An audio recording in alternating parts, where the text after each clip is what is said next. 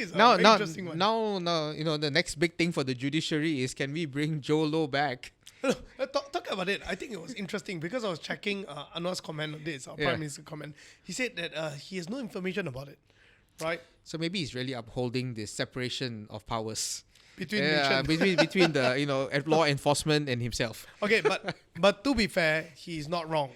Because if we are saying that he has no information about Jho Low, that's true as well. Because they did not find Jho Low. They find a Jho Low looking man in an Australian passport with a Greek name. Yes. So he's not entirely wrong if he said that. Okay. Because Jho Low is still missing, but there's a guy who looked exactly like that. Like Jho Low. So I think it's about time we found him. I mean, come on, man. The whole world knows the scandal. That's right. Yeah, there's nothing to cover up anymore. Even Najib is throwing Jho Low under the bus. That's right. Every that's day. Right. His whole legal defense is it's Jho Low's fault, not my fault. That's right. I think it's time. Welcome back to Are We OK Season 2, the show that discusses about current issues, public policies, and all about politics as well. Anything that has to do with Malaysia. Now, my name is Peter, Mr. Money. Hi, and I'm Rajiv. All right, Rajiv. Today, I want to start off immediately with a very, very interesting story that I just read. This has to do with your colleague, right? My boss. Your boss, yeah. YB Rajiv. So he's Alright. been calling for an apology because MACC recently finished their investigation into the MyKiosk issue And cleared him for it. cleared him for it. Yeah. Okay. So can you share with us a little bit about this thing? Because I personally have visited MyKiosk. I Alright. believe within your constituent, you have also seen some of these MyKiosks. There is. So let's start with this, right? My initial thought immediately was he's demanding for apology, but I was thinking, why not he come up with a stance that says, haha, look, I welcome all sorts of scrutiny, and this shows that we are clear instead of asking for apology, in a more graceful way of. I think that's personal choice. Okay. I mean, I get it. I mean, if you see the TikToks that were going after him, MCA was just like Chihuahua just keep on just non-stop yapping, just non-stop barking at it. Maybe to some level it's very annoying. So I can understand where you want to. Just like that is a sentence. I don't think he's plotting that demand for an apology. It's something that he said, and then the reporters definitely pick it up. Right. Yeah, but well, won't think so deep into it. I think MCA should and all the other detractors should say sorry if they want to. If they don't want to, it's okay. Ultimately, it doesn't matter. The people judge. But it's good that it's cleared. I want all cabinet ministers to be cleared of corruption. That's right. It's good that they be scrutinized, because we should not have any more abuses of public funds. That's right. Let's bring this to an end. It's time we move forward without having to skim this 10%, 20%, 30% of all this government procurement. Yeah. I was thinking about it. I thought it's actually quite reassuring for me when I saw this news. The reason being is because MSCC actually went ahead and investigated this issue. Yes, they which did. means that the check and balance is really strong right now. There There's is- no such thing as like, you're a minister, we are not gonna be touching this one. Some of this is his baby project, right? He talks Yeah. about it a lot. But maybe just a segue to it. I think there are a lot of people outside who may not know about this MyKiosk thing as well, or Alright. they do not know in operation how does it affect people. I personally have visited a few sites with the Okay. MyKiosk, and I spoke to some of the vendors as well. They seem very happy, and Yes. many of it has been fully occupied from what I've seen. But Alright. for you, being down in the ground itself, being Yeah. at Adun, hearing people's talks directly, what are you seeing about this particular I must say project? you are above average for having gone to more than one kiosk and Okay. buying something and talking to them about it. So kudos, great job. It's definitely something that I support, because you are giving access to doing business to the lower income community. Now, if you only limit access to doing business to commercial premises like shop lots or shopping malls, there are a lot of people can't get into small business. Okay, so now we say we want to give access to small business, micro business. That's right. So you got two options. Put a proper place like the MyKiosk, which doesn't really cost government that much. You know, the money that the government spend on this is in the millions, not the billions. Yep. And not talking about one city, talking about the whole Yeah, country. whole nation, The MyKiosk is 150. everywhere. That's So right. you're talking about spending millions, but you're giving access to low-income families to get into business. Second option is what we've seen for the last 30 years, roadside stall. You come, you open up your table, you put up a payong or you put up an umbrella or a canopy and you do your business by the roadside. So the MyKiosk is like upgrading that. So we don't want to go down the path of saying that, all these micro businesses must be wiped out. Either you do business big time in a shop lot or you go home. So we're not going down that road. And if you don't go down that road, then I think the right thing that the government could do for these people and for society at large is to create these places. And you know what? It's also consistent with how we create markets. Then we run out each market stall for 100 ringgit, 200 ringgit, 300 ringgit to these small traders. We have the Medan Seleras. And so this MyKiosk is like a small Medan Selera. Yeah. Yeah, it gives people a chance to open up their small business for 150 ringgit. And I think it's great. I think there's maybe some small room for improvement. I would suggest two things if I could suggest to tweak it. One is, the places where they put the kiosk can always, be fine-tuned so we can improve the occupancy. I mean, it's quite high already as it is, but maybe there are more places that could benefit. No harm getting, putting out a third, fourth, fifth batch of MyKiosk to complete this. And maybe they could also create smaller kiosks in between the bigger ones. Yes, that's because not every business needs a kiosk of that size. So the current kiosk is, I think, quite comfortable for pretty much any roadside business.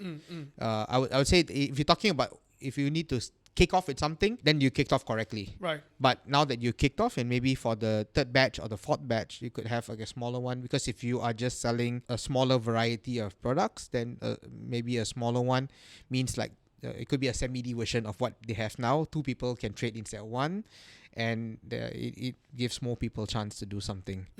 Yeah, so I think it's great. I think it's not philosophically bad in any sense, and I welcome it. Yeah, I think it's actually quite a good initiative in my opinion. When I look at it, with low cost, you give a lot more access. But usually when it comes to this kind of kiosks, right, there is always this one issue that, especially in the past, when we talk about MBPJ or Subletting, right? Yes. Yeah. So what happens is that we apply for that government. Correct.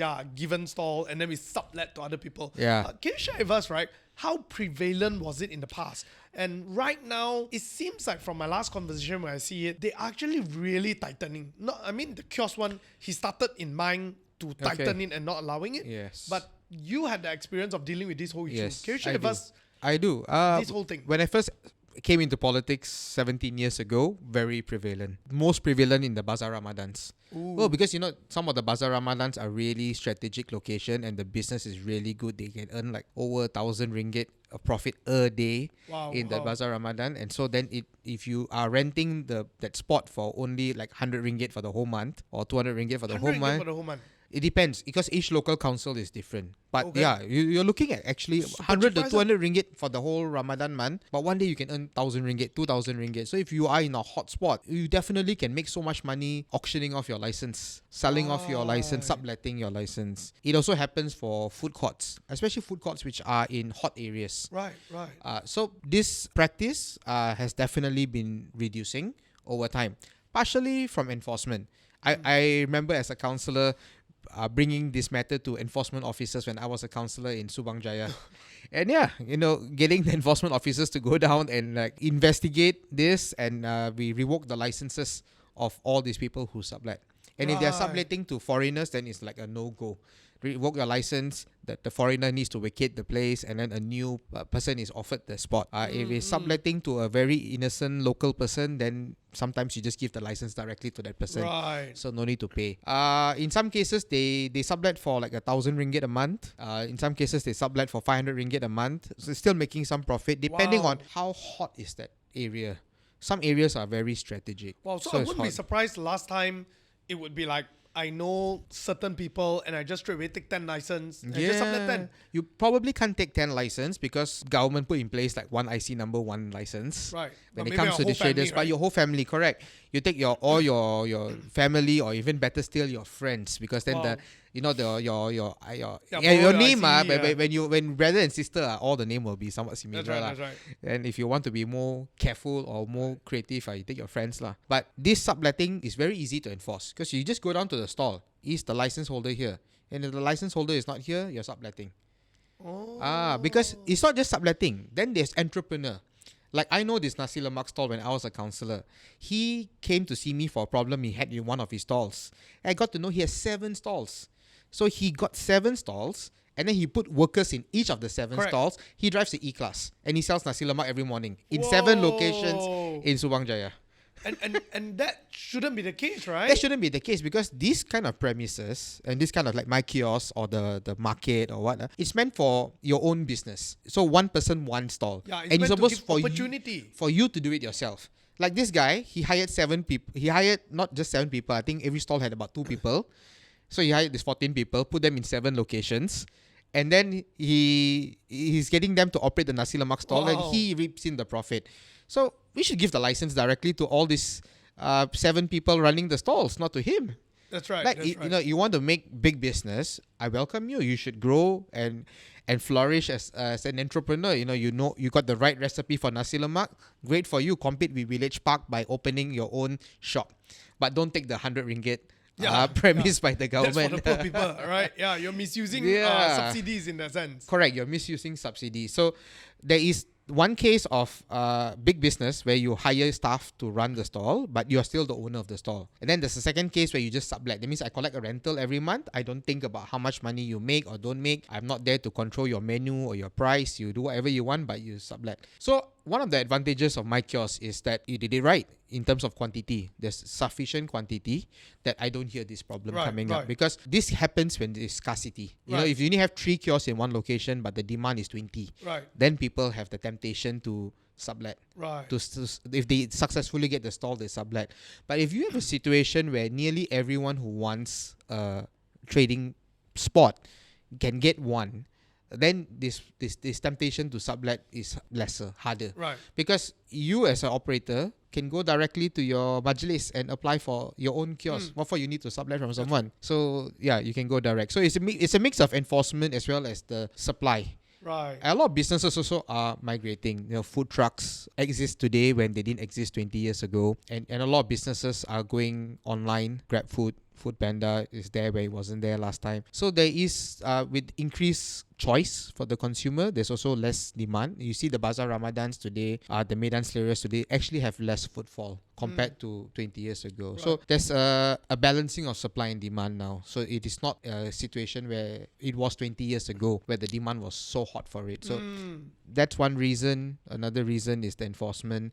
Not really. So this subletting thing isn't a big problem. But until today, I still stand against the subletting. Every now and then, I get information. They say like, hey, this guy is subletting. Like the one in this stall, this Medan Selera, this stall number 8.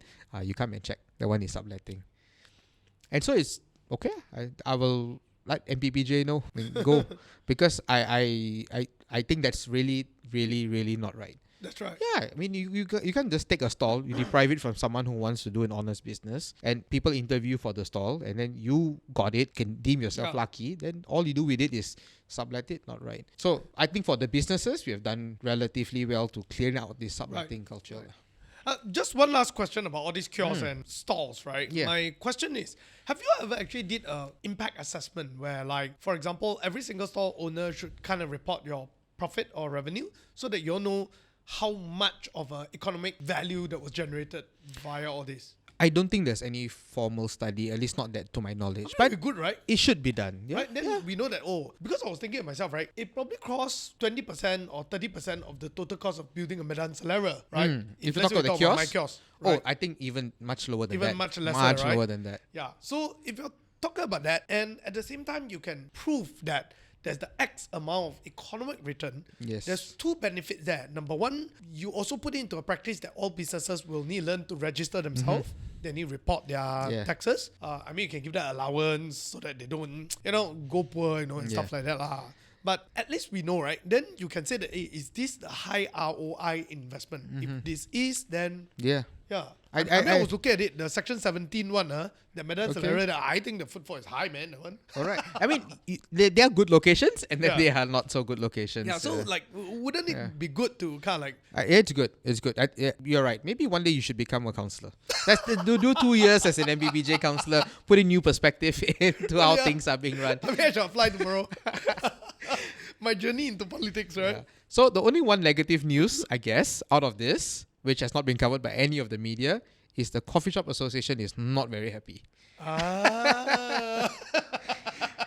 And fair enough, because they also live in the same price zone. You're selling the 8 ringgit food, 8 ringgit lunch, and then now you're having increased competition from the MyKiosk.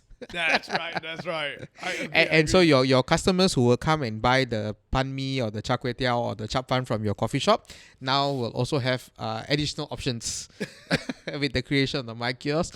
So, but this is also once again not something that we should roll back lah.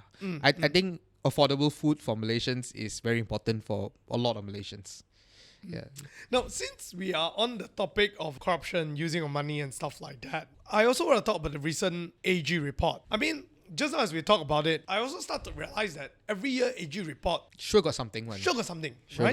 But we are already so desensitized about it that it's like, whatever lah. Yeah, we know lah. It's spending a lot of money. Yes. And can you share with us, right, why it seems like we just can't get rid of all these leakages and inefficiency? Maybe from your perspective, when you guys came into government and came in power, what are some of the things that you realized? Because as I was talking to you also, some of the things that happened here, like contract splitting and so on, you were like, oh yeah, that happened last time. So maybe can you share with us, like, what do you see and why is it so hard to plug these leakages? I mean, it's the same like when you talk about the police, right? And the police has existed for hundreds of years. Yet they still have to exist today and they'll have to continue to exist for the next 100 years. Just because the police does a good job this year and last year and the year before that doesn't mean that next year they got no crime to solve. Unfortunately, this AG is the policeman for the civil service. And no matter how good the civil service is or how bad the civil service is, there will definitely be enough to put in an AG report. So the AG report will come out and be tabled to Parliament every year. I think year in and year out, you cannot run from that. But let's look at how sensational is it. And question. Yes. After all this report comes out, right? Yes. Then we hear like, okay, for example, we hear, UKM got this issue. How much, right? 58.45 million in selecting unrecommended companies. We have contract splitting, where we talk about the military side, right? There's some issues. When they discover such a thing, right? Yes. What happened to the person in charge?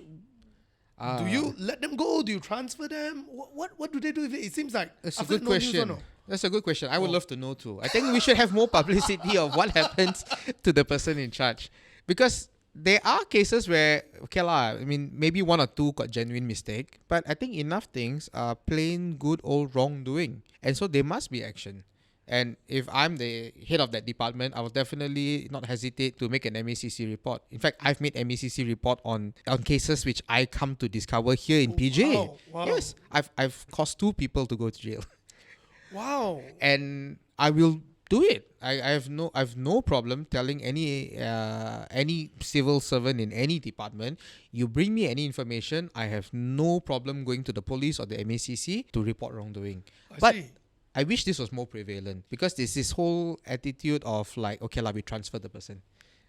So I know that happens, and that shouldn't happen anymore. But it still happens lah. So if you're in the procurement department, you're doing this hanky-panky, then what they do, they transfer you lah. Another procurement department. Maybe not another procurement department lah. Another department that no more procurement power lah. Imagine transfer another procurement department. If they transfer you to another procurement department, a really sad case lah.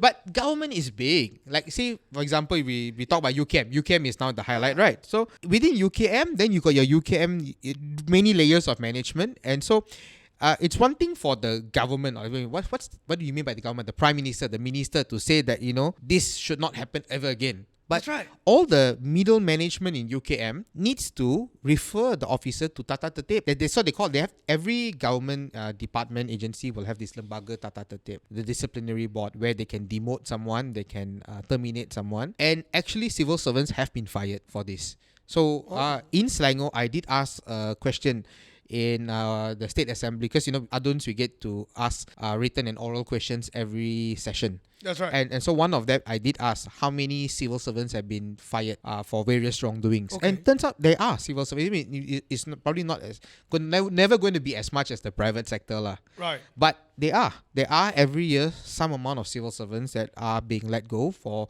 various kinds of offences, including this. Right. And I mean, like the case, I got 2 people in PJ thrown into jail because of corruption. Someone whistleblow on them. And I appreciate the whistleblowing on them. And while they have also been thrown into jail, some people don't realize throwing into jail, still the Tata Tertib need to go and terminate their employment. Oh, if not after coming out of jail, I'm still an employee. So that's something that also must be done. So I fully respect that you have the right to defend yourself, because sometimes accusations are false. Yeah, that's right. Or sometimes accusations are mistaken. But after that process is done, you should go through that process and remove them from position. So these kind of things, like contract splitting. So maybe most listeners may never have come across it. It's basically for every level of contract, you have different conditions. If it's small enough, you don't need to call for tender. You just need to get quotations. If it's big enough, you need to go for tender. If it's even bigger, you need to get a more senior management approval. If it's even bigger than that, you need to get the KSU in the ministry to sign off. If it's even bigger than a certain level, you need to get the MOF sign off. So if you want to avoid escalating this to a higher level, especially if you're up to no good and you want to control the outcome of that contract, then you split the project. So, for example, you are building a campus of 3 buildings. So the simple way to say splitting is you can build the 3 buildings separately in separate contracts, rather than building one contract. Let's say you need to buy 30 vehicles for your department. So instead of doing one big tender to buy 30 vehicles, you split it to 3 different tenders of 10 vehicles each to lower the threshold of the contract sum, avoiding some scrutiny that you may want to avoid. So that is not cool. It used to happen. I think, as far as I can see, it's definitely not as prevalent as long time ago, like as 20 years ago. Right, I see. But you see, at least the thing that if you want to look at the silver lining to all these AG reports, is the really, really scandalous things from last time. Like how, last time the land, it was given away for 1 ringgit a square feet in the Klang Valley by the previous Selangor government. Yep. Things like that are not coming up these days. Yes, So now you got with contract splitting, procurement rules were not followed fully. Still not right for these things to happen, but at least really, really scandalous things that involve ministers, that involve like giving away land for 1 ringgit a square feet. At least that's not coming out lah. Because true. I think the AG won't go and reveal the small thing and hide the big thing. If they are willing to open up all these stories, I'm sure they would reveal if there were other more scandalous things that they discovered. So that's my silver lining to that dark cloud. But you know what? You're right. I think it's time. So there's a dashboard for the government departments to see all the green, red, yellow from the AG investigation. I think this dashboard, if goes hand in hand with like, okay, what happened to the officer in charge for each item? Because that part is the next step lah. So I think country is moving, growing, and becoming more mature democracy. And maybe part of that is we need to start putting the names down lah. Who is to be held accountable for each of these red lights in the AG report. Because sometimes it makes me wonder, right? It seems like all these reports keep going out, but there don't seem to be any people who end up taking real responsibility of it. Yeah. So I can share with you one story. This one is hot off the press. So here today I'm wearing like shirt and pants because you know why? I had an audit meeting. So I'm in this organization called PTPK, which is like the PTPTN for TVET. Okay. I am the chairman of the audit committee. I see. And so today they presented the findings for the last audit. So they audited one of the departments, and we actually referred a specific officer to the Tata Tertib. So Tata Tertib is a different committee, I'm not in the Tata Tertib, but we actually referred a senior officer that was found to be not so proper, not to the level of criminal, but still also not following the SOPs, Right. the government perkeliling. I So see. we referred him to Tata Tertib.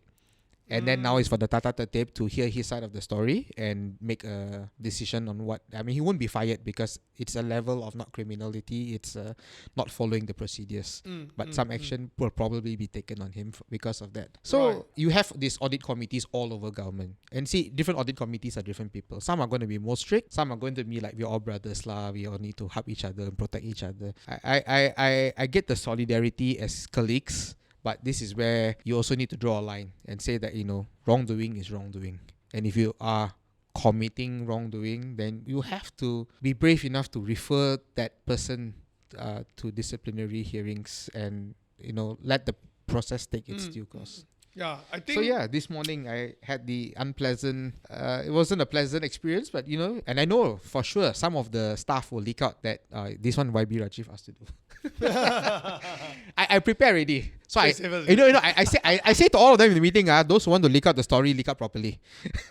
Because if I say don't leak out, or it not means they won't know which committee member, because the whole committee agreed. But then they will go and tell the story one. So you leak out first I leak out now. I leak out So live on YouTube. I leak out live on YouTube. I'm the one who suggested and the committee agreed.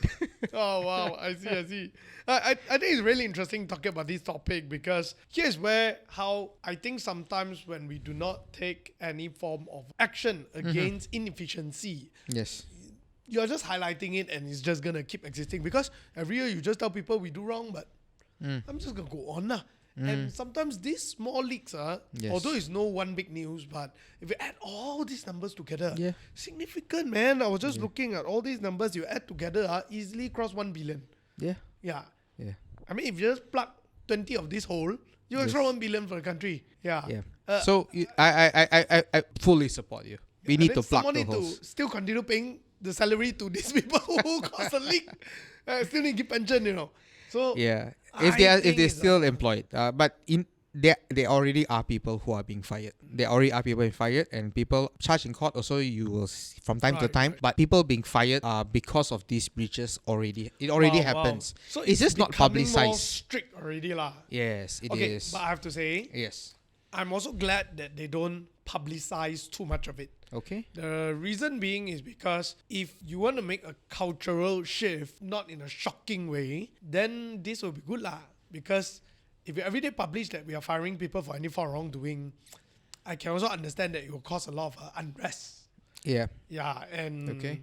Yeah lah. Don't worry, we're not firing people every day. Government fire people once in a while, not every day. All right. So let's take a quick break, and later when we come back, we're going to talk about the next topic of the day, which is the Chief Justice appointment. Welcome back to part 2 of our episode 4 of RVOK. So, Peter, have you been following the Chief Justice? What do you think now that the answer is out and we finally know who is he? Yes. It was quite interesting that shortly after that, then we saw the appointment of the Chief Justice, and we finally know who is he. Apparently, from what I heard, everyone is very happy, especially the legal circle. But I like the fact that after that, our Prime Minister say, "See, I told you, nothing to speculate, Nothing to hide. nothing to hide. There was but no then trying to change, okay?" Yeah, then the part of I never changed the name, you can go and check. And then I think most of people listening is like, where to go and check? Yeah, correct. So it felt a bit like previously you don't say anything, and after done already, then you see, I told you. I think this is what we've been talking the last 2 episodes, that we wait and see what he has to say. Because one is he could make a bad announcement that the whole country will rain hellfire on him, or two, the answer that the finally the game plan that he had in his mind gets revealed and turns out everyone's okay with it. So when the bar council, because I be honest, I don't know the judges personally and I do not know their work product. The lawyers know the work product better. They know like, okay, this guy's behavior and judgments are good, credible, or they are suspicious or dodgy. But when the bar council gave the thumbs up to his appointment, and when everyone else said okay to his appointment, then I guess crisis averted and we're good. Then makes me wonder why didn't the PM just announce it earlier, tell his game plan earlier? Or say like, yeah, I mean, you don't have to extend the former Chief Justice. I think that's okay, because if you talked before, that's his prerogative, and extension is not a right. It's a case by case situation, but he could have shared all of this 1 month ago and averted a lot of public panic. So sometimes we just need to wonder why wouldn't he explain? But I guess in terms of for the country, good to be on the right track and good to not have to have another 2 or 3 marches calling for saving the judiciary. And glad that the legal fraternity is comfortable with this appointment. It seems like from all sides of the political divide, your Perikatan lawyers as well as your Pro Harapan lawyers are all on the same page on this. That part's a relief. I see. Just want to ask you a very quick one, right? I mean, it's for us to speculate why he don't make any announcement before that. But drawing in your own political experience, would you say usually situation like this is due to maybe he doesn't want to say anything because it may actually affect the outcome, or it may draw unnecessary attention on certain people, or so on and so forth? Could that be the case? It could be, but one of the things he said could maybe be the hint on this. He says he didn't want to precede the Conference of Rulers. So maybe he had some amount of negotiation to do with the Conference of Rulers. Maybe there was some of the rulers that may have expressed some hesitation or maybe had other ideas or suggestions, and he had to deal with them before the Conference of Rulers had their meeting to endorse this appointment. So that could be one reason why he kept quiet. Right. But I think another reason why sometimes politicians are quiet, and I'm very mindful as I say this because I think some of my residents may also have accused me of this sometimes. I'm pretty sure you're in this situation. They say sometimes you are tired of explaining. Or sometimes you think you have done enough to explain. And like, why can't you just be patient? And sometimes you have explained it a few times, but people don't get it. And then, or people are late to the game, and then they never go and check back your previous comments, or they never even bother to go and scroll your Facebook to see what you may have said on it before. Right. So it could be also a fatigue of explaining things. We talked about it before that Anwar may be carrying all the load of explaining everything, and maybe other ministers can come forth to be the spokesperson on issues. So it could be a balance of both. But I would say that while crisis adverted on the substance, but the feeling wise, I think the damage is somewhat still there. Like people don't have that good taste lah. People don't have that good feel. And maybe Anwar realizes this lah. That's why he got some special announcement tomorrow morning. By the way, we are recording this on Tuesday. So we're waiting for this very special announcement on Wednesday morning. So what do you think is a special announcement? Absolutely no idea. I'm just worried that the special announcement may not be as special as everyone is hyping up to be. And Actually, why would you hype up people? Just announce. I do notice that this has been done quite a few rounds. That they will say, tomorrow we got an announcement. Yes. Right? And I'm like, why do you want to do that? Yeah. Then there's a little bit like Trump, right? Yeah. Tomorrow the countries will start receiving letters. I don't know. It's like, This is showmanship lah. So to each his own. I substance part okay, pass, but the feelings lah.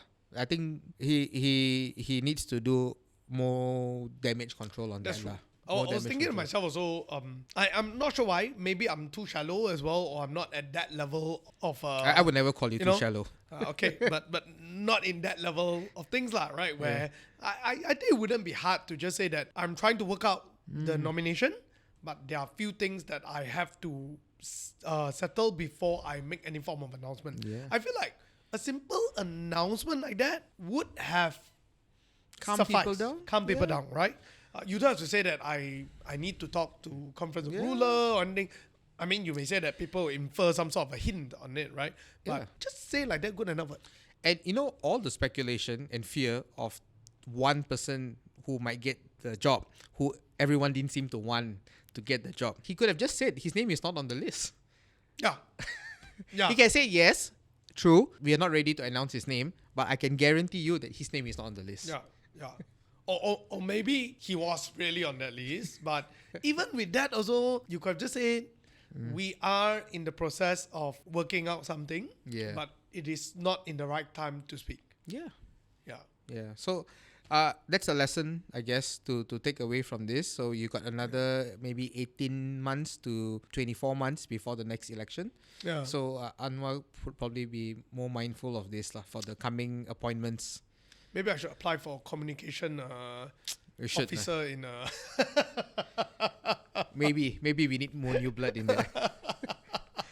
No, just to ask yourself, right? Do Yeah. you actually specifically have a communication minister or something? I mean, not communication We do, minister. we do. A communication officer that kind of vet through all your comments. At Like- my level, no. Right. I think if you're talking about MP and Aduns, very rare would an MP or an Adun have. I think this is all at the minister. So every minister is given a press secretary. You can hire a press secretary paid for by the government, and every exco, the state level minister, has about 4 staff, and from that 4 staff, it's for you to decide what skill sets are your priority. Right. But definitely one of them will be a media person. Right. Because unless you are the kind of minister that will not hide in the cave, most ministers want their work to be shouted from the rooftops. So one of the 4 will bound to be a media officer. Right. So I think we can say that he probably has a media I think Anwar person. would have a lot. Yeah, a lot of media person. But either the person never... He has a whole minister for communication. He's his spokesperson at every cabinet meeting. But we shall not speak so much of him because your license. Yeah, But coming back to it, yeah, you're right. He does have a communications team, and I think they could step up the game in terms of appeasing worries that people have. People have worries. People have concerns, and I think it's necessary to deal with it and not to say like, "Yeah, don't worry lah, have faith in us." Maybe that era of "don't worry, have faith in us" is past. Maybe this is not the time to say it. Don't worry, have faith in us. If there's a crisis, then we got to deal with it. Okay, talk about it. Talk about what are your thoughts about it, even though you don't have a decision yet. But what are the things that you're considering? What are the things that you're weighing? Considering between A, B, and C. At least address it, not just have faith in me. I think that this have faith in me, when you're politically very popular, maybe you can get away with it, but I don't think this is the right climate to have this have faith in me stance. I also think so. Yeah. Now, are there other issues that you have in mind? So, speaking of this, Jho Low has been found. Oh, yeah, I think this is a Now, very interesting one. now, the next big thing for the judiciary is, can we bring Jho Low back? Talk about it. I think it was interesting because I was checking Anwar's comment on this, our Prime Minister's comment. He said that he has no information about it, right? So maybe he's really upholding the separation of powers Between nations. between the law enforcement and himself. Okay, but to be fair, he's not wrong. Because if we are saying that he has no information about Jho Low, that's true as well. Because they did not find Jho Low. They find a Jho Low looking man in an Australian passport with a Greek name. Yes. So he's not entirely wrong if he said that. Okay. Because Jho Low is still missing, but there's a guy who looked exactly like that. Like that Jho Low. So I think it's about time we found him. I mean, come on, man. The whole world knows the scandal. That's right. Yeah, there's nothing to cover up anymore. Even Najib is throwing Jho Low under the bus. That's right. Every that's day. Right. His whole legal defense is it's Jho Low's fault, not my fault. That's right. I think it's time that we bring him back. I don't know what level of protection it seems that China is giving him, and apparently he has a security detail. Oh, yeah. Yeah, from what we've heard. Apparently, from what I've read so far, there's actually a 4-hour-long podcast by Bradley Holm and Tom I Wright. did not get to listen to that. I haven't got to it yet, but I read a short one on it. It is quite interesting. They actually found him via tracking cryptocurrencies. Oh, okay. Right? Meme coin. He was using meme coin, and from there they investigated. Found him, right? And when they found him, he's actually living in this ultra exclusive bungalow area in Shanghai, and he's working out of the Shanghai financial district. And apparently, he is playing some sort of an advisory role for the Chinese government. Yeah. So the whole idea there is he is very good in creating shell companies and everything all, and they believe to a certain extent that his advice can help Chinese companies circumvent all the sanctions. All right. So the question is, I don't know why the Chinese feel they need him to advise on things like that. But okay, he's shown some amount of expertise in conning governments. I mean, he got a CV. Yeah, he got a CV for that. Track record. Yeah, Track record speaks for itself. Among the most notorious in the world. But I think I would I would hope that the Malaysian government put their foot down and insist that he be returned back, because he should not let Najib sit in jail alone. He should join Najib in jail for everything that he has done. Especially now we see that Najib is very happy to testify against him. So we have a star prosecution witness for Jho Low when Jho Low comes back. That's right. Yeah, but I was wondering to myself, like, will our Prime Minister demand for extradition? I think we have a very brave Prime Minister. We have seen his remarks to America, also hot off the press today. I think, and I would urge that same bravery be extended to China. That's right. Here's the thing, right? I'm starting to wonder, this information came out at such a right time. And he's being put in a very difficult position, because our Prime Minister has been portrayed as one, or at least very often his comments has made people feel that he's definitely siding BRICS a lot more, and China especially. Yeah. And even in this whole US tariff thing, which we're going to talk about as well, he has been very vocal against America. And right now, you have this thing right in front of your doorstep where Jho Low is found.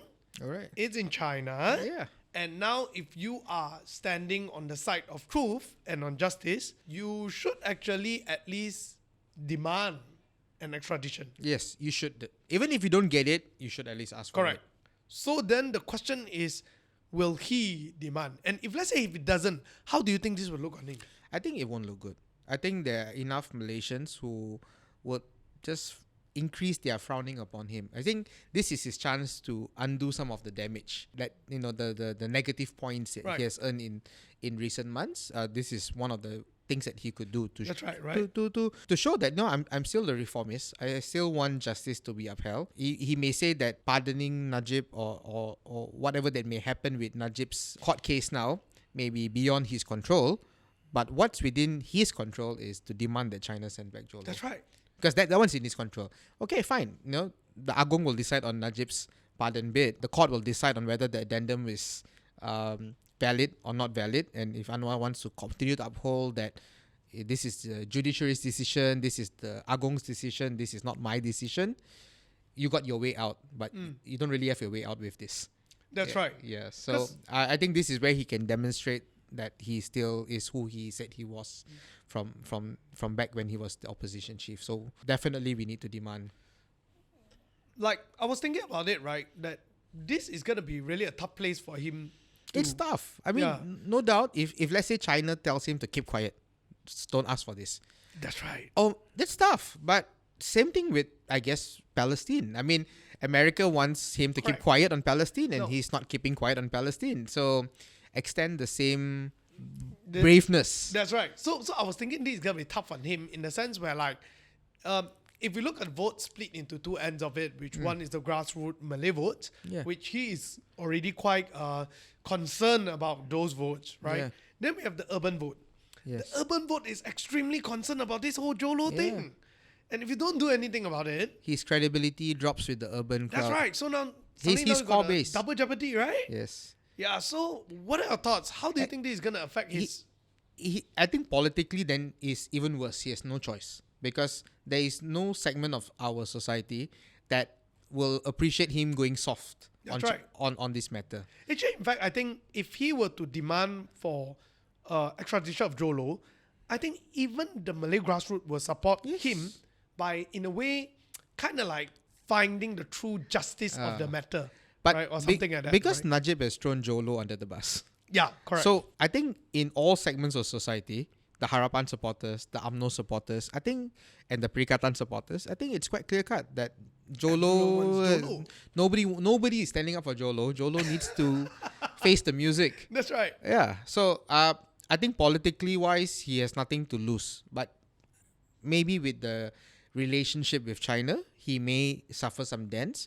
But this is where he has to decide how to play his cards, because a complex relationship like the one we have with China will always be complex, and there are a lot of tug of war on many other policy matters that you will have to discuss with them and deal with them. So this is one of the things that you just need to publicly ask for him to get back. Of course, you will if you do suffer some setback, like if they are a little bit unhappy with you, then you make it up in other ways.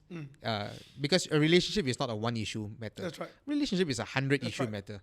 But I would say, right, if he stand on this matter and demand extradition, and if let's say that's the case, and it kind of we have some sort of a issue, complicated the relationship or whatnot, I think the whole nation will be more willing to stand behind your back to support you than your tug of war with America. Yeah, I like look at what he's doing with America. There's definitely no full consensus among Malaysians. Many Malaysians are very upset with him for the way he has taken up this issue with the Americans. That's right. Yeah, so many people want him to cool down and make peace with America because of the way he's taken this war. But you're right. With China, I think, and with Jho Low, I don't see an issue. Stand alongside with him and say, okay, fine. At least we have made our demand. Yep. Yeah. So let's be the first podcast to call on Anwar to make that bold move. That's make right. that bold move. I hope PMX, you will do the right thing. Yes. In fact, when he said no comment that time, I was like, huh? No comment? Cannot be like, I'm pretty sure that you know it before. Okay, maybe I don't know, right? Speculation. Speculation. But I have to say that I do wish that we will at least make a formal request for extradition. Yes. Will it come to fruition? That's not in our control. But requesting is in our control. That's right. Yeah. At least we request. Yes. At least we request. Yeah, at least we request. Correct. Now, having said that, you mentioned that from what you've heard also, you know that many Malaysians are not standing on consensus on the way he is dealing with the US-Malaysia tariff issue, right? Yes. Malaysia is trying to negotiate for 20%, but he's saying that we will not budge on multiple aspects. Yeah. Some has to also do with rights in the Bumiputra issue, holdings of share in banks and stuff like that. Yeah, stuff like that. It's complicated. Again, it's very much of a double-edged sword. If he disagree, people are not happy. If he agree, people are also not going to happy. So what do you think he should do? So I think what he did today to reveal this, it's a good first step, because if you don't intend to change national policies to bow down to threat of tariff, at least you got to preempt your whole country of what's coming their way and why it's coming their way. So keeping Malaysians in the dark, then everyone will say Zafrul never do work. Or Zafrul go jogging in front of the White House but didn't negotiate properly. It's not an issue of then negotiating properly. It's like, okay, if these are the items that we don't want to sacrifice, and because of this we pay the price for it in terms of higher tariff, then okay, that's what we consciously decide to do. So it won't be easy. I mean, if I'm the Prime Minister, so I won't just give up national policies or whatever systems that we put in place. I won't just give it up because somebody says, I don't like it and do it or not, I will put tariffs on you. But you got to do your cost-benefit analysis. How much are you going to suffer because of these tariffs? Yeah. And it's beyond, I mean, let's also not forget, it's important to solve our tariff with America, but the tariffs are coming to a lot of countries. That's right. And so it's just going to affect our economy because how it's going to hit Japan, Korea, Thailand, and even how Singapore. Even Singapore, but only 10%. But see, Singapore is worried. Singapore is sounding the alarm of the global landscape changing because of the tariffs and how Singapore might be affected by it, and they're getting ready for it. So on one hand, you want to dial down the tariffs as much as possible. It's to our advantage. If 25% comes down to 20% or 15%, seems like going down to zero is off the table. Yep.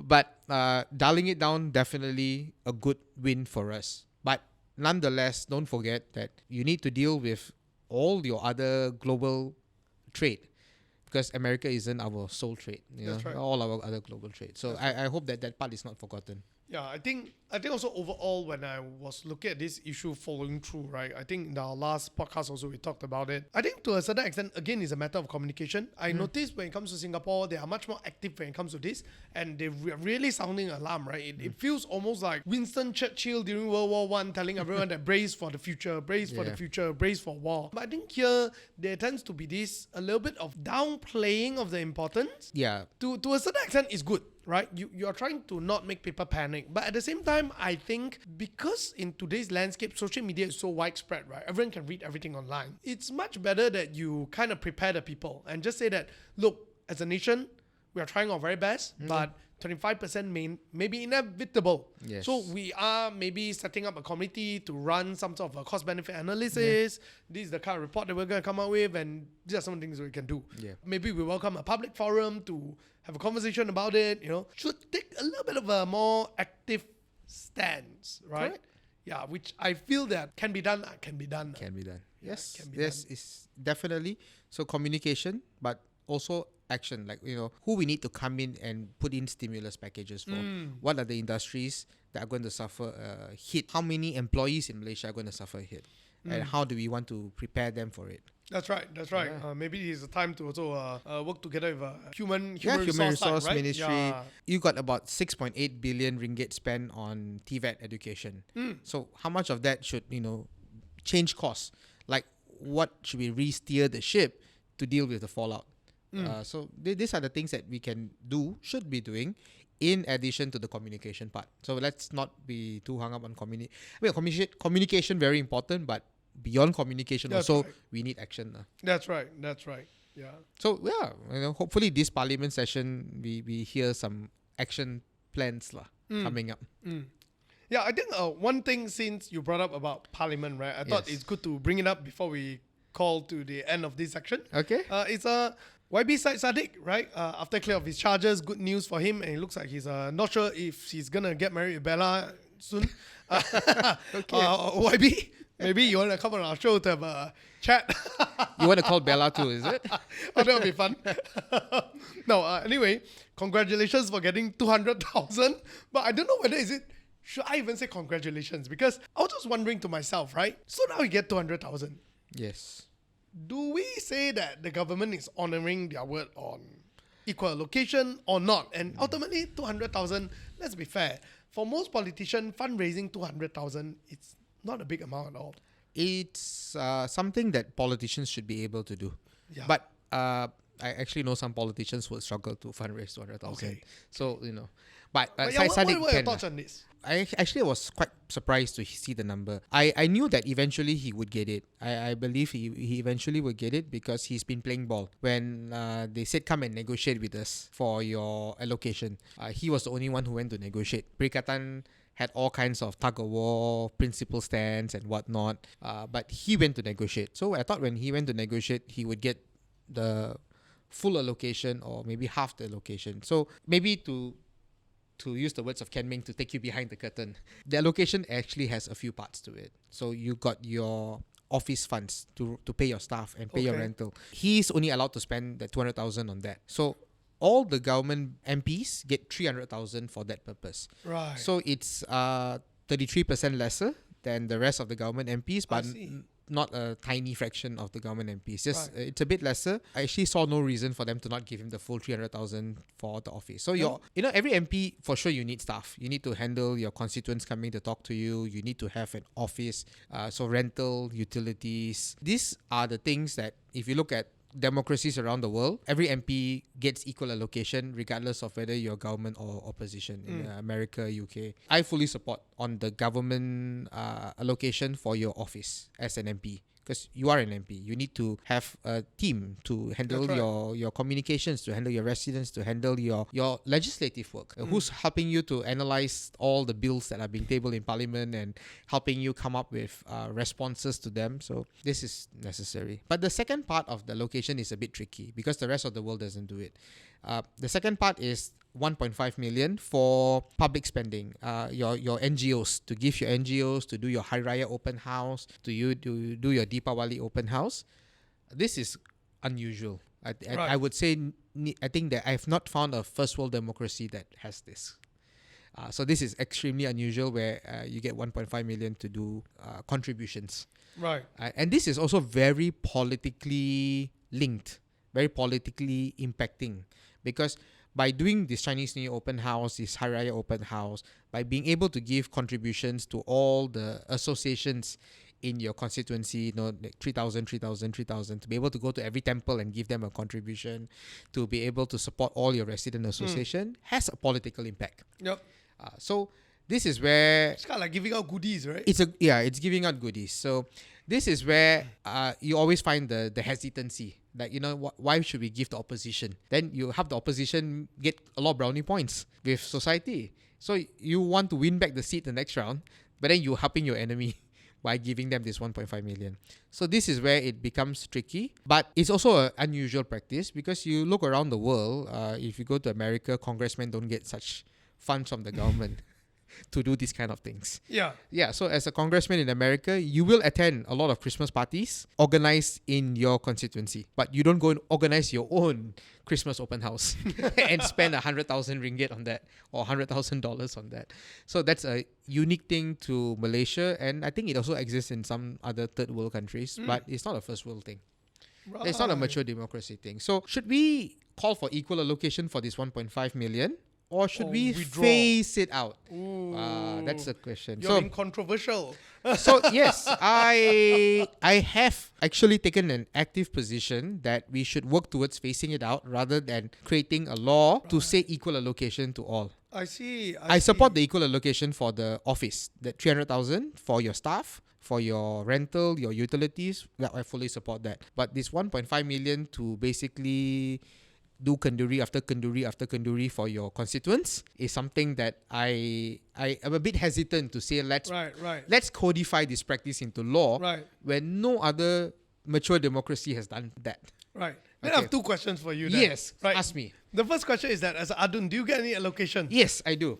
So Adun's goodies allocation or? It's the same. You get money for running the office and we get money for this as well. Okay. So we get 800,000 ringgit, and from this 800,000 ringgit, 30% needs to be spent on infrastructure, which I'm going to come to the third part. And then the rest of it... Oh, still got third part? Yes, the third part. Okay. And then the rest of it can be spent for other things like welfare, contributions. All these contributions are the goodies part. So let's go to the third part. The third part is the small projects. So basically 2 million ringgit to every government MP to do projects. That means they don't choose the contractor, or by right they shouldn't choose the contractor, but basically they nominate, upgrade this police station, upgrade this road, upgrade this padang, upgrade this market. So this 2 million ringgit is for projects in their constituency that they identify.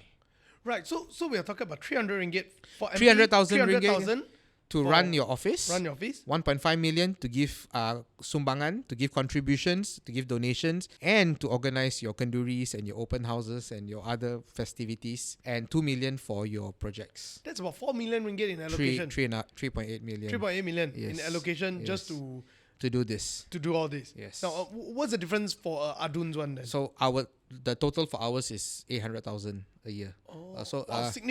Significantly smaller than the MPs. Wow. But nonetheless, there is still some money. Now, some states like Perak is lower. I think Perak's about 300,000 a year. So different states have different amounts. Right. Now, since the fact you talk about this and you called for, you shouldn't give this kind of allocation, but rather just for officers. Yes. Wouldn't that make you very unpopular? Among some of the politicians, they would not like the fact that I call for this. But I think no one is taking it. Most will not like. Most will not like. It's just whether they say it or don't say it. Okay, maybe most will not like. But I think because if you say most will not like, that means the far majority stands that it should not be abolished. So then they're quite confident like it won't be abolished. I mean, you can't have the minority voice. No, but you're going to make me look like I care about it that much. And the fact that I don't call for an abolishment. Yes. With the way that you are saying it. Yeah. Put me in a position. Yeah. I'm okay taking some unpopular positions from time to time. Not all. I mean, I think most of the time my natural heartfelt position is the majority position. And that allows me to stay in this position as an Adun. Right. But from time to time, I will have positions that are just very different from everyone else. But I think what makes it possible for me to stand by it is I have justification for it. And so I'm okay. I'm always open to hearing counter arguments, and I do change. I do grow. We grow and we learn and we evolve in our positions from time to time. But no other first world country is doing this. No other first world country is giving their MPs 1 million, 2 million, 500,000 to go and do kenduri. So that's crazy, man. So then you got to wonder why doesn't anyone else do this? And is this the best democratic Practice? It won't go away. Rest assured, it won't go away so soon. But what can happen is maybe some amount of phasing out or some amount of adjustment to it. For example, NGO contribution. Rather than every MP having the discretion to decide, I give you 3,000 to every temple, I give 4,000 to an RA, or I give how much to each association. Associations should be able to apply to a government fund for allocation. And then you have a panel that then decides based on the merit of the application.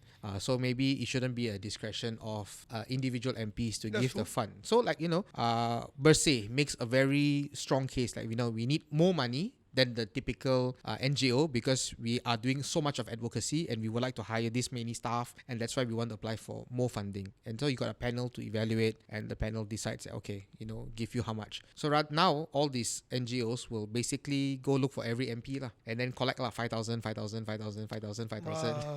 Yeah. So if you have a government body to evaluate, that's what I mean by it can be phased. You can slowly adjust this. But until that transformation happens, this 1.5 million, the second portion one is in question. The third portion, this is the opposite. While we're so generous in the second portion, the third portion is a bit stingy, I think. So you see in a lot of first world countries, you look at America, you have the appropriations committee that basically all the congressmen in the appropriations committee will decide the government spends how much for public transport projects, how much for schools, how much for the various different federal government initiatives. Here, the government is saying 400 billion national budget, I will think about it. MOF will decide everything. 2 million, you'll take and play, small money, and then you'll keep quiet and don't question my 400 billion spending. So when you don't have the 2 billion, then you all focus on the 400 billion. Right. When you got 2 billion and you need to think, okay, I got 20 schools in my district, which one I want to spend money to upgrade? Then I need to visit one by one. And then I need to hear all the requests from all the different PIBG. Then every single police station also will come to me and say, YB, please help me. Our this one never fixed for so long. Our that one never fixed for so long.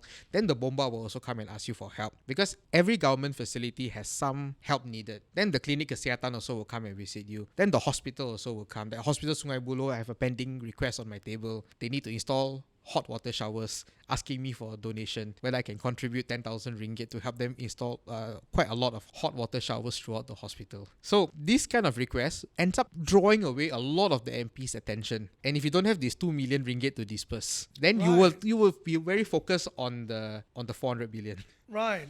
Actually, having said that, would it be way better if we are more generous towards MPs and aduns for that portion? That portion. Because number one, there's a lot more check and balance. And chances of going wrong is lower. Because let's say if I have 200 aduns, right? Yeah. Everyone is only controlling a smaller portion. Yeah. But usually adun would have a more empathy towards my local community, which identify more clearer local needs. Yeah. And I think it's also a question of priority. Which is more important, fixing the market or fixing the school? And you only know if, let's say, you are there in the local ground, right? Yes. Like if, let's say, maybe instead of saying that at the national level, we want to have many cycling domes. Yeah. Maybe in my kampung here, there are more football kids. Yeah. Maybe in that kampung, there's more basketball kids. And then ultimately, you also hold your MP accountable. You don't you think he's doing a lot of stupid projects. Hey, you can punish him in the election because it's very directly correlated. So the 2 million part can be improved. Either you can give more money or you can give MPs more say in development projects. So okay, let's say the 400 billion budget, put aside the OPEX. Put aside the things like salaries, utilities and all that. The OPEX stuff put aside. But when it comes to the CAPEX stuff, deciding what infrastructure projects that the country is going to spend on shouldn't be a ministerial level decision. Maybe it should involve the MPs in deciding that. So then let's not focus on 2 million.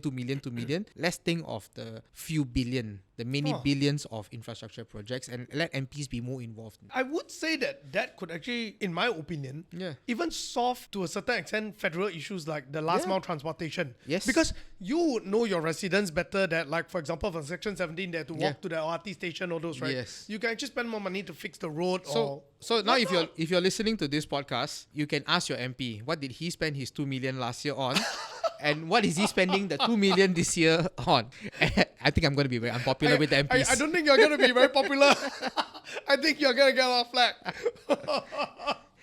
But that is one part of it. So if you're talking about the 2 million for projects, and this is what PMX has always been saying, that all the constituencies in the opposition areas, in Kelantan, in Terengganu, in Muar, Syed Saddiq's area, they are not deprived of this 2 million. The government decides the projects. Right. And so he goes and he has done this a number of times, telling like, how much of money went to Muar, how much of money went to Terengganu, how much of money went to Kelantan. So this, in terms of development projects that goes from the federal government to each district, is so much more than the 2 million. The 2 million is a small portion of it. And so like while Syed Saddiq doesn't get 2 million ringgit and he doesn't get to decide which school to repair with the 2 million or which road to upgrade with the 2 million or which sidewalk to build with the 2 million, Muar has gotten far more than 2 million. Right. So it doesn't mean that the people don't get it. It's just that they don't want it to go through his hand. They don't want him to decide. Right. But it doesn't mean the people don't get it. But you see, here's the funny thing, right? We are not allowing an Adun or MP to decide simply because they are in the opposition.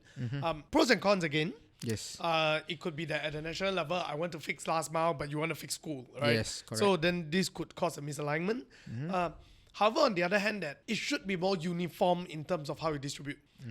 Number two, I think if MPs and Adun understand this better, they should support it because you're actually asking for more allocation, not less allocation. But just that the location shouldn't be so much for the goodies part, but rather infrastructure, which has a very direct impact.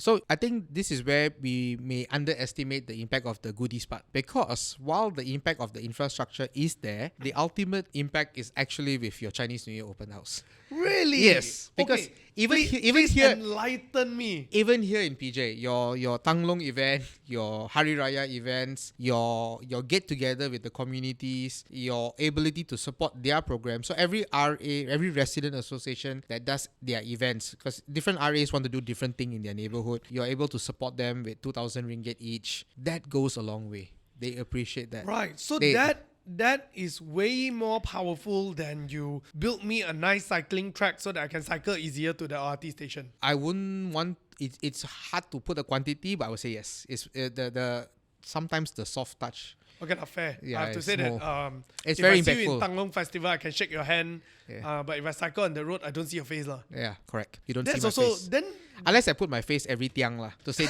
this cycling track is brought to you by Rajiv. And you notice something? If you open your eyes when you go around, you will see park benches, sumbangan oleh YB XYZ. And then you will see buildings sumbangan oleh YB what?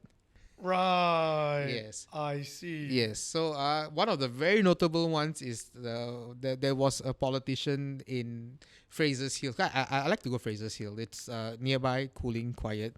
So once or twice a year, good to get a nice escape. So just a little pitch in for the tourism people at Fraser's Hill. There are benches, which has the sumbangan of YB.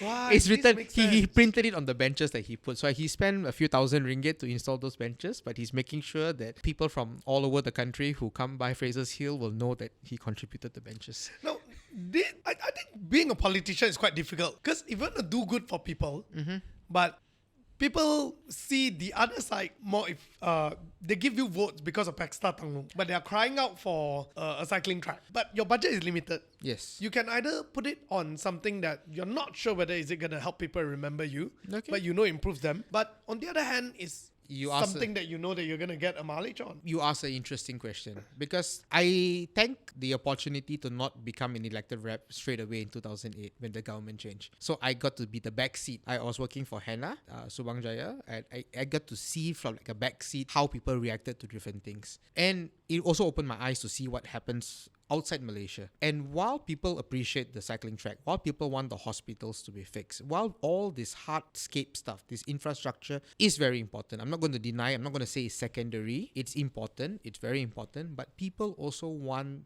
the soft stuff. People also want the Hari Raya decorations to go up when it's Hari Raya. People want the tanglongs on their road during Chinese New Year. If your road has no tanglongs for this coming Chinese New Year, people are going to complain, hey, what happened? Why government like that? People want the festivals. People want the people Mooncake complain, Festival.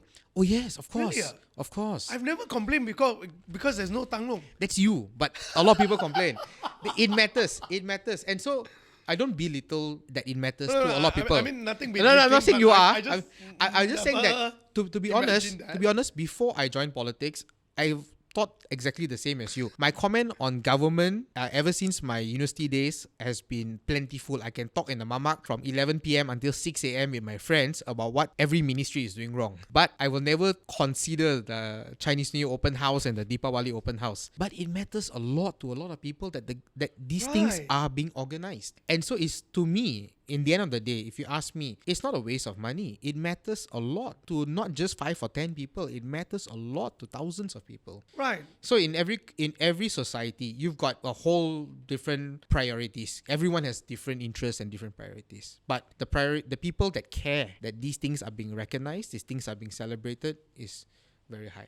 When I do my open houses, so I do, every year, there's Chinese New Year, Hari Raya, Deepawali, Christmas, I do organize these events in my constituency, and it's enough for me to say, we are here to celebrate all our festivals together, and that means a lot to a lot of people. No need to give any further policy speech. Wow. The fact that you care enough, and people appreciate, there is a sizable population in this country that appreciates that. But if I skip and let's look at Singapore. Different administration, clean government. People say got a lot of things done correctly as government, very technocratic and all that. They also do the same. Look at how much they spend for their National Day event.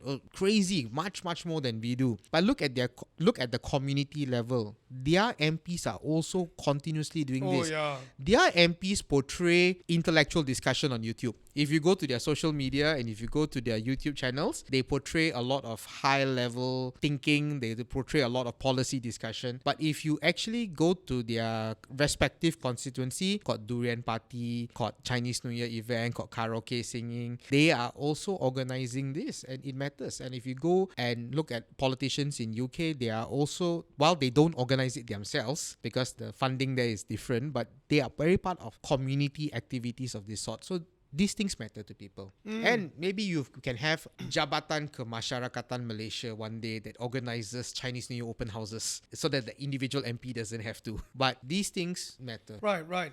I can tell you, politicians will not do many things if nobody cares about it. They will stop doing it. Actually, that's true. Now that you say it, I think it makes sense. So here's the question of, if you think that 1.5 million, actually, maybe it shouldn't be so dependent on that. Then that kind of also takes away your power to be, or your tool to be re-elected. Yes. Right? It's also a disadvantage to you yourself. Yes and no. Right? Because you know very well that you need the money to gain votes. Right? Yes and no. Okay, please explain. The no is because Malaysians are somehow, the Malaysians who care about this. See, a lot of our listeners today have never heard about this 1.5 million. And a lot of our listeners have never attended a single function organized by an MP. Have you attended any of your MP's events? Probably not. I haven't heard any of his events. I'm not in the list of invite. Nobody's in the list of invite. You've got to follow them on your Instagram. I see. Okay. I don't think any MP I don't even know his Instagram. So maybe that's the thing. Okay.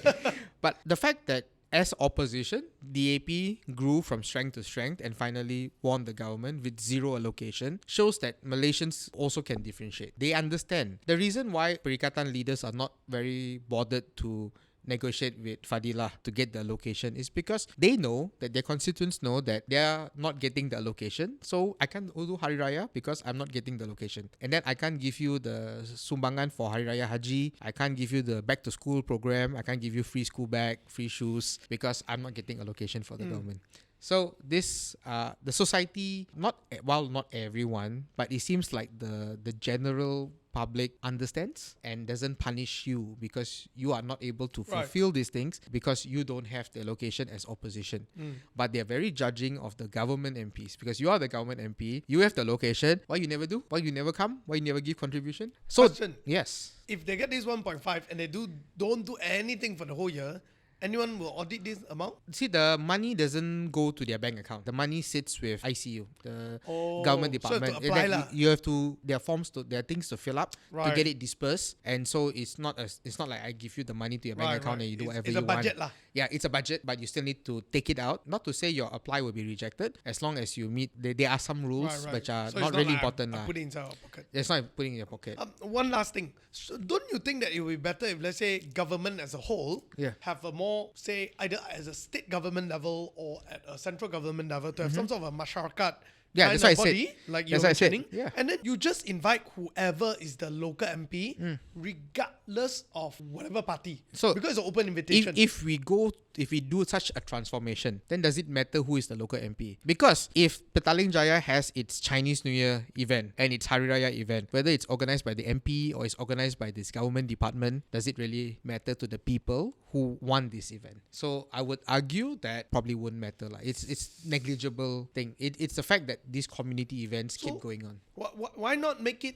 negligible and then Why not let go down them this path? prove themselves via whether do you build a road for me, right? Yeah, I mean, I'm just trying to be rational. So I'm the only politician probably speaking out for this. So this transformation, I'm confident will eventually happen, because every transformation happens with one or two people calling for it, and then the vast majority not really agreeing to it, but eventually at the right time when society is ready for it, it will pick up steam. Because I was thinking to myself, like, if you need to pull in votes just for the shake of hand, that's not a very rational democracy, right? No, this is not so much about pulling in votes. So let's look beyond that. This is not so much about pulling in votes. If let's say you want to compare, like for me, I do these events. There is a neighboring politician, maybe I'm debating now in my head whether to say the name or not, who does not do any of this. Hari Raya, Chinese New Year, Tanglong, Christmas, Deepawali, open houses, but he will attend the ones that are organized in the constituency, but he himself will not do it. I think the vote disparity is not there. I think at the end of the day, the people of PJ still vote because they want this party in government and they want that party out of government. I wouldn't say my Chinese New Year open house translates into me getting the votes of my constituents. I won't go that far, but I will say that enough of my constituents appreciate that I do this, that is worth spending the money. Right. Understood. So There's a difference. Okay, so it's not so much about It's not about vote voting getting or not, but I don't do this. Yeah, maybe there's a slight people on the fence that will change because of this. But I don't do these events so that I get voted in the next round. Right. So it's more about, to a certain extent, is whether are you just a face or are you a people I know. I'm fulfilling the role that society wants. Right. I'm fulfilling the function. Maybe we want government for various reasons. We want education. We want security. We also want our heartfelt festivities to be celebrated. You know what I think? I think, right? New perspective. People who are in politics should have a podcast or should appear in podcasts more. Because it's a good place to build relationship with public without attending too many events. And I thank God I'm not a politician. I just like to talk. Yeah. Nonetheless, thank you very much, Rajiv, for sharing all these with us. I mean, unexpected, took a turn, but I thought it was fantastic for people to know, right? How it actually works. So thank you very much for joining us for today's podcast. Are we okay? If you love what you are listening, and if you have any comments about what Rajiv said, maybe share with us, right? Are you for his idea where maybe we should change the way things go around and focus much more autonomy and more budget for ADUN or MPs to actually take initiative to build certain infrastructure, capex kind of investment, and maybe sort of reduce that party part, right? Yeah. Are you for the idea or not for the ideas? Tell us yes or no in the comments. Thank you very much, guys. We'll see you next week. All right. Bye-bye.